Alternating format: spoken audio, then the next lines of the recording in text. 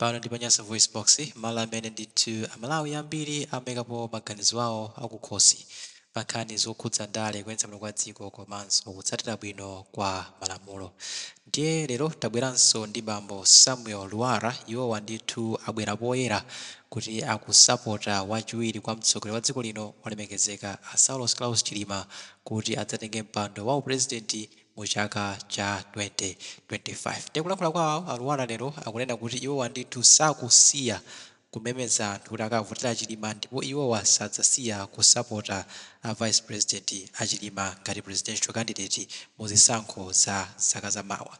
Ndiye iwowanso kupatula kuti akufuna kuti Chilima adzayimenso akumemeza anthu ophunzira kapena kuti anthu amene ali ndi nzeru zopadera kuti asamangokhala asamachite mantha kupanga zinthu za ndale chifukwa dziko lino likuwonongeka chifukwa choti anthu anzeru akhala chete pamene zitsiru zili mipando ya mphamvu kapena kuti the intellectuals, people who are smart enough, are quiet when the uneducated are in positions of power, which is ruining this country. Ndiye kumemeza ndithu kuti ngati muli ndi nzeru zina zapadera ngati mwaphunzira musamachite manyazi, nzeru zimene zija zibweretseni poyera kuti dziko lino la Malawi litha kupanga benefit pa zimene inu munapita ku skulu ndi kukaphunzira. Ndiye tikhale limodzi kuti timve kuti Lwara akuti bwanji pa nkhani ya Saulos Chilima kuyimanso 2025 komanso kuti anthu anzeru kuno ku Malawi amene anaphunzira bwino akhoza kuthandiza bwanji dziko la Malawi. Ndiye tikhale limodzi pano pa Nyasa VoiceBox pamene tikumvera mawu a Samuel Lwara.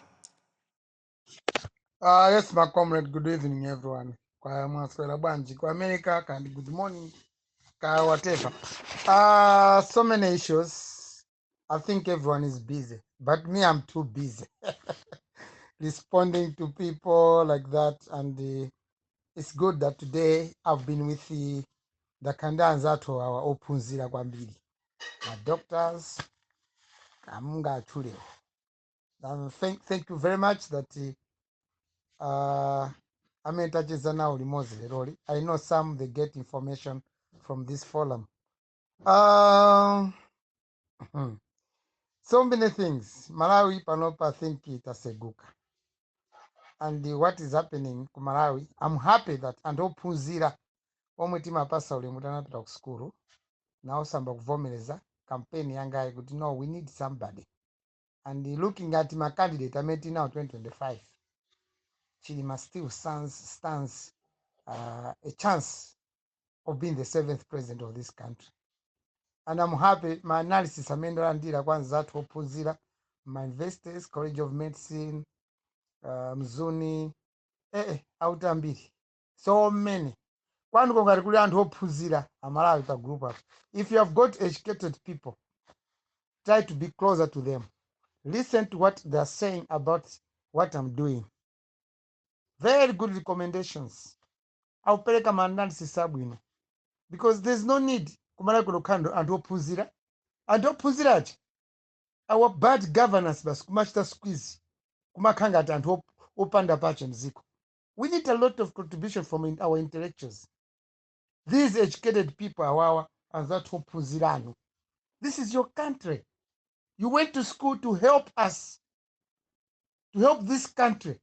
Kuchoka kumene macho, kuchoka pa mwaomwe makauja mupita school.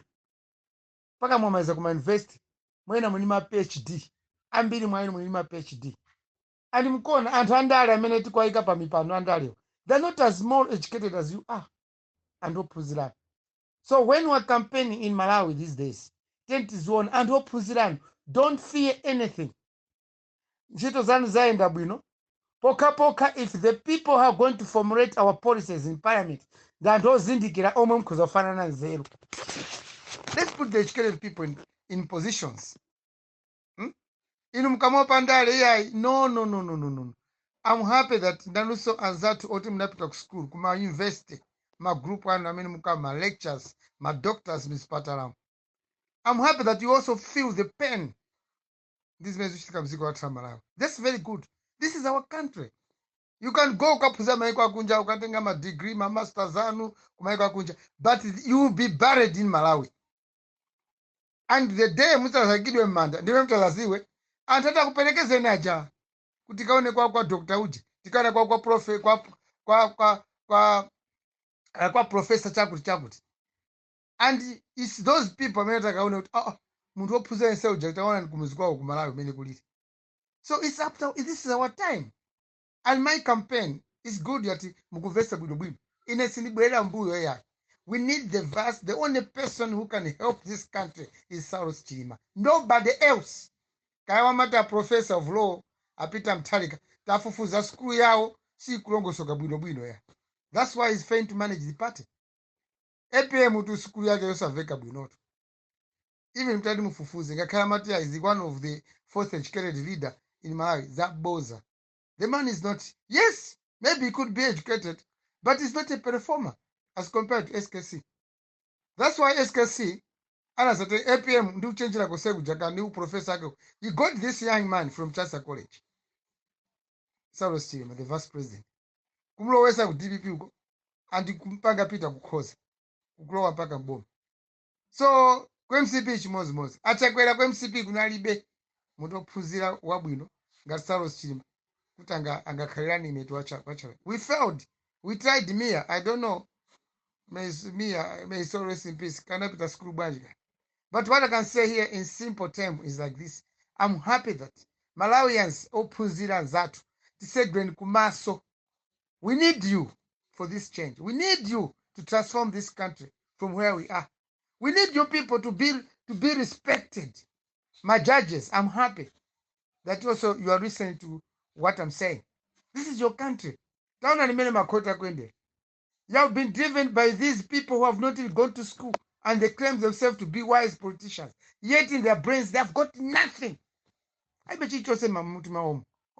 Osaphunzira tukwapasa zinchito kwawesa boma. They do nothing. Zona mundu wa PhD. Mundu wa PhD mundu. Kumalawi kuno. Kuona kumuzi kwawo anthu akwawo kuvutika. Zeru zonse basi kungothalamira panchito mena kugwira. Not even have to externalize his thinking, his capabilities. Kutukula anthu akwawo kumuzi.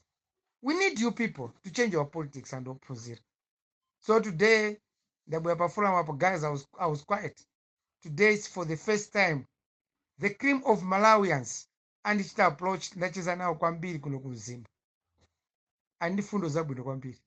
And if our politicians amakhani nthawi kumacheza nao ndophuza ku Malawi dziko likanasintha kalekale. Ambiri tu ndale, you hate and ophuza because you know nothing. That's why even in parliament mankangana zizazi. So we need to join hands. Let's come together.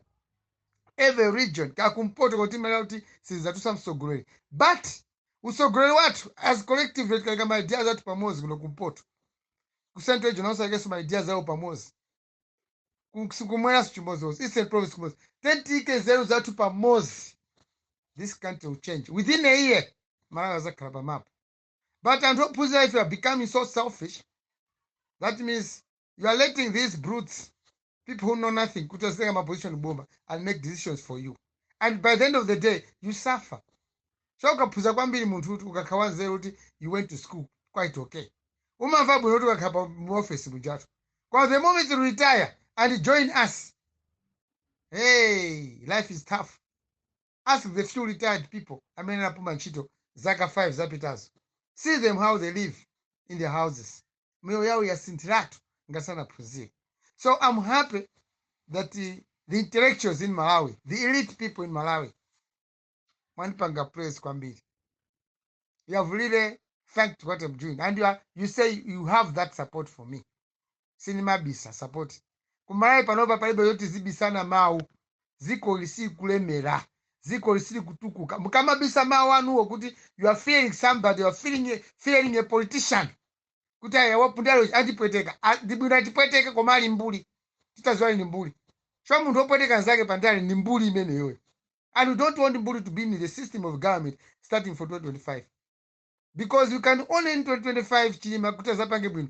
To overhaul the whole system of the government. Afunika no Ophunzila ngati niwa Malawi to join him. Don't support the party. Kumene kula vice president, I support Chilima. He's your fellow intellectual. He's going to take us through all these troubles. What are meant to go now? Kaza ukana nizo zabweka kulibe zimene 2025. We can make our own destiny without referring to Canaan. Canaan is something is too biblical. That's why we're facing a lot of challenges in this country. We need to make our own paradise here in Malawi. We need to make our own lifestyle here in Malawi. We need to show that Malawians, we are educated people. We went to school with a purpose, not went to school under Azit Pondereza, Opanda Pachengatao. These recycled politicians, Azit Pondereza. We don't want that in Malawi. So, and Ophunzila, you enjoy now your jobs, your titles when you are in office. My judge, my nurses, my police, anyone. I mean, I of school. If you are secondary school, with good grades. And Malawi, this is your time. 2025 see pattern. When this country is going to change, we will know you, we will recognize you. Our Dr. Chakuta, our Akusa. You people have got a role to play in this country. And Ophunzila. Don't be shy. That's the strength we need. That's why your parents sent you to school. And it's good that most of you people, you have got very poor education background in terms of welfare. You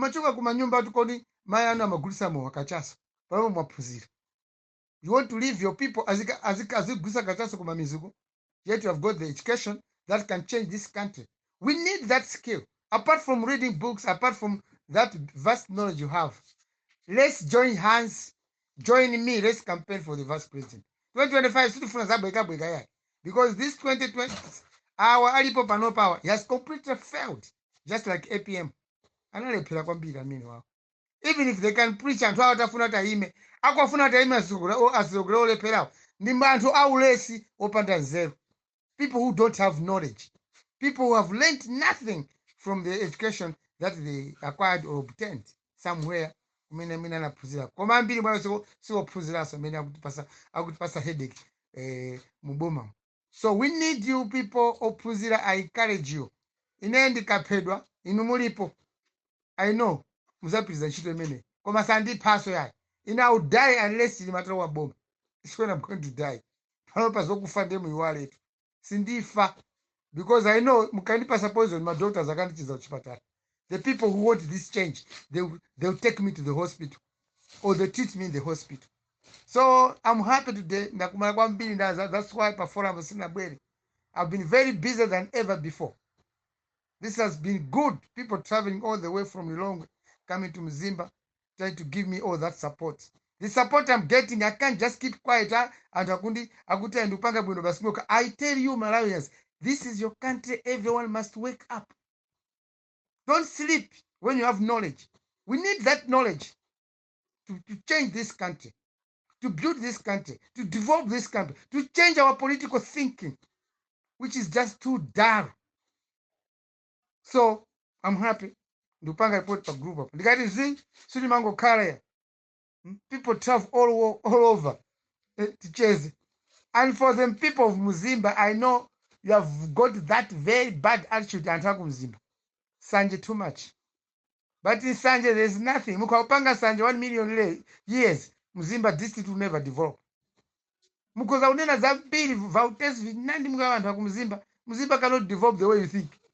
Because you are too stupid sometimes. So abantu vafuma kutali uko vautipange uluwati sine boma chawo Tisinthe. Not Tisinthe kumafumu perachi, not Tisinthe kuvaliska perachi, not Tisinthe kuvantu vabweka vandale perachi. Tisinthe kwa aliyose. That's what we are doing in Mzimba. So vantu vakumzimba, wake up. Vanyini vakusaidia kumzimba, they have all approached us. They have approached me, they have approached us. Vaukaronga, vakuni, you can mention them. Mbona kumzimba mulakandui. I said tifere mweneyo, mufere mweneyo mbawiskemwe. Anyway, good night everyone. Thank you.